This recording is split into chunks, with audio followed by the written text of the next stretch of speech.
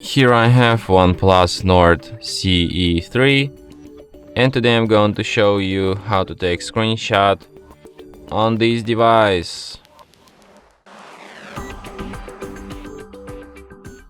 So to do this, all you need to do is to just press combination of keys, power key plus volume down at the same time like this, and the screenshot will be taken.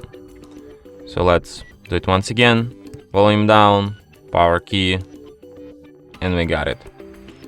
So one last time, power key, volume down, and let's get it. You can find your screenshots in Photos in the Screenshots album, and here they are. And from here you can send, favorite, edit, delete your screenshots or perform other actions from this list. So yeah. And that's it. Thanks for watching.